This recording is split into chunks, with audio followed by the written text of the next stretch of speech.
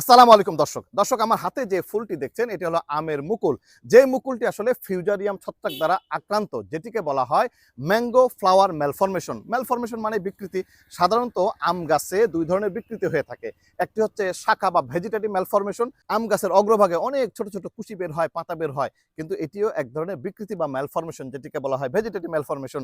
আর এটি হলো flower malformation. এখানে ফুলগুলি সম্পূর্ণ ইনফার্টাইল বা বন্ধা, যেখান থেকে ফলন পাওয়ার কোনো সুযোগ নেই, বরং এই ছত্রাকটি বাতাস এবং পানির দ্বারা অন্য গাছকে ইনফেক্টেড করে। এই ছত্রাকটি যে গাছে অ্যাটাক করে, যেমন ওই গাছের ফলনটিকে শূন্যের কোঠায় নিয়ে যায়, আবার বাতাস এবং পানির দ্বারা অন্য গাছকে ইনফেক্টেড বা আক্রান্ত করে, সেই গাছেরও ফলনটিকে কমিয়ে দেয়। করণীয় কি?